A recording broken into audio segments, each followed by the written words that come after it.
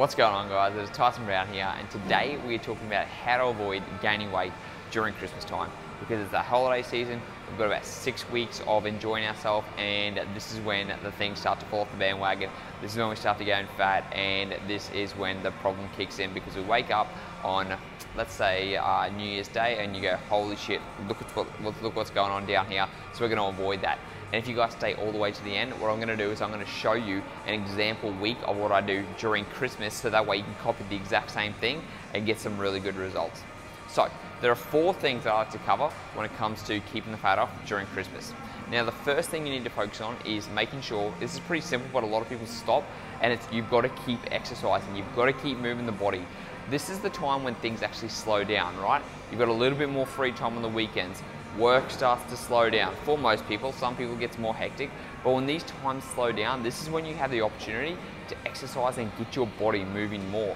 When you have that opportunity over the Christmas holidays, when you actually get holidays, usually people get like the week off of Christmas, then they get the week after, then they get New Year's off.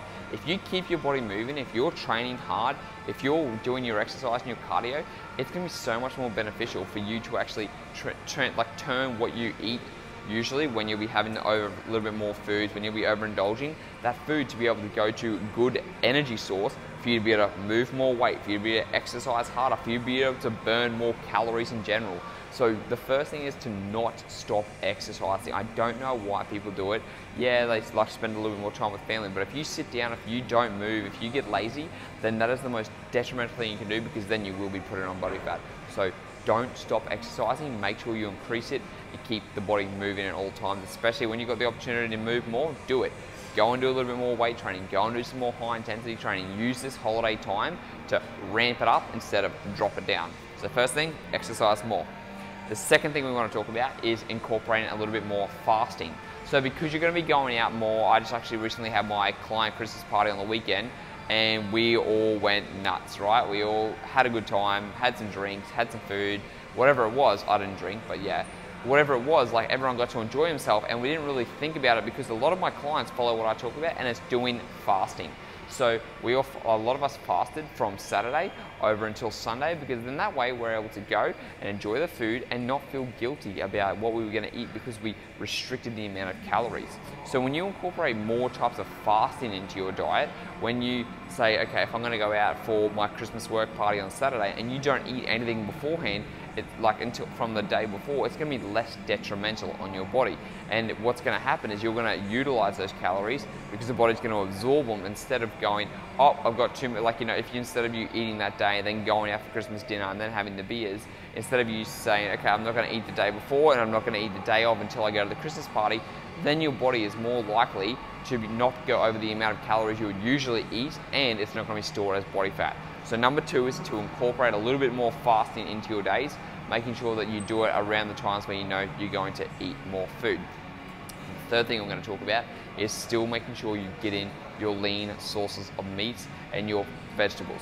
So in order for you, if you're going to go to a Christmas party or whatever it is, always make sure you stick with the lean meats and vegetables first on your plate before you go out and go crazy. A lot of people think, okay, oh, it's our Christmas party or it's Christmas Day and I'm just going to go nuts. Instead, if you say, I'm going to go nuts, but at first I'm going to have my first plate is going to be lean protein and vegetables. My second plate is going to be a little bit more fatty cut of protein, and then a little bit more lenient. So you could say, all right, so I'm going to have my prawns, and I'm going to have some lean steak and a lot of green vegetables and salad on my first plate. On my second plate, I'm going to have a little bit of potato bacon. I'm going to have a fatty cut. Maybe it's some leg ham. Maybe it's some roast. Something that's got a little bit more fat on it. And then your third plate, that's when you go and enjoy yourself and you pick some more things. So that way, when you've already eaten 2 platefuls of vegetables and lean proteins, they're actually filling you up, and you're not going to be as hungry, and you're not going to be as able to eat as much. Because if you're like a bottomless pit like me, which means you can just eat so much food, which is why I do intermittent fasting, if you start to try and fill yourself up beforehand with simple things like that, then you're not going to eat as much food, which means you're not going to get over your calorie consumption. And the 4th thing is the most important thing, go and enjoy yourself. Yes, you can go and enjoy yourself, but I'm not talking about doing this for 6 weeks, all right? So if you really want to keep off the body weight, you don't do this for 6 weeks. You do this maybe once a week, and then the rest of the days you go back to normally. So let's say you've got a Christmas work party, let's say last week in November. Then you've got a family meeting in the first week of December.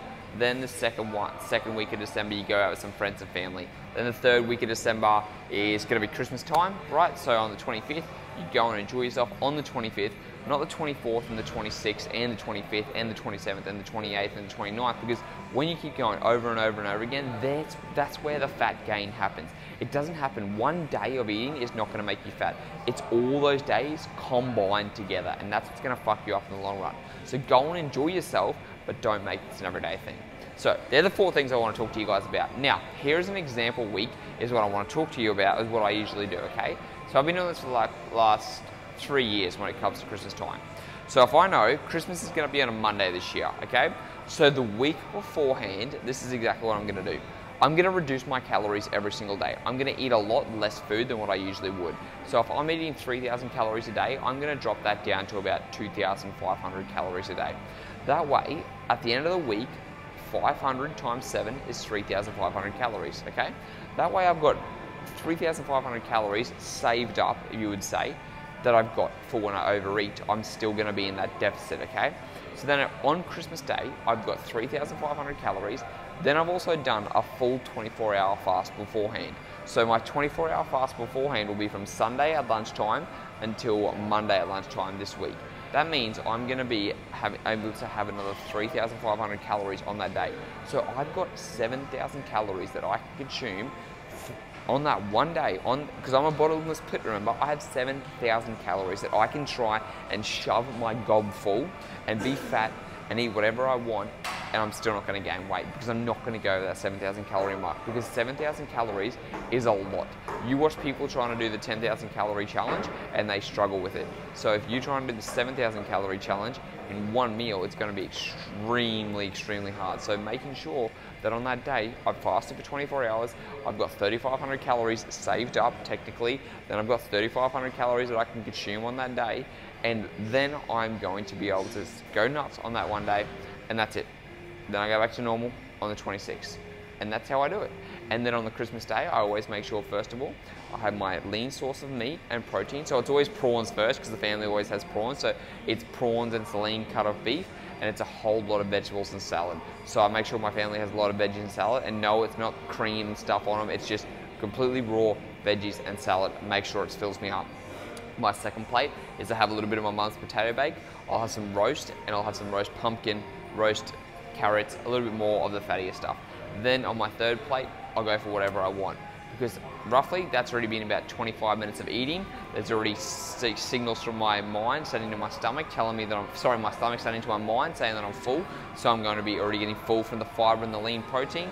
Then I can go nuts with whatever I want, pretty much make myself feel terrible afterwards, but I know that I have not exceeded my calorie limit for the day, and I'm going to enjoy myself. I'm going to pig out, I'm going to have fun, and I don't have to feel guilty about it because I'm not going to gain any excess fat. And then here's what I do. Here's the most important thing. On the 26th, I get rid of all the Christmas food, okay? We keep the ham, we keep the prawns, we keep all the proteins and the vegetables, but all the other stuff, all the desserts and all that, get rid of it. Throw it out of the house, because that way you get straight back on point on the 26th and you are sorted. So guys, they are the simple tips you can do. Let's go over them again really quickly. Number 1 is to make sure that you incorporate more fasting. Number 2 is to make sure that you're having lean sources of protein and vegetables. Number 3 is to not stop exercising. Number 4, most importantly, go and enjoy yourself, and then follow my example week, and I'm telling you it's going to be the most easiest thing you can do to keep that fat off during Christmas time, to still feel good, and to avoid coming back looking like Santa Claus. Oh, and before you go, click on the link below to get your free 12-week fat loss guide. It's got workout routines, cardio routines, everything you need to help burn fat over this Christmas time. Until next time, speak to you then.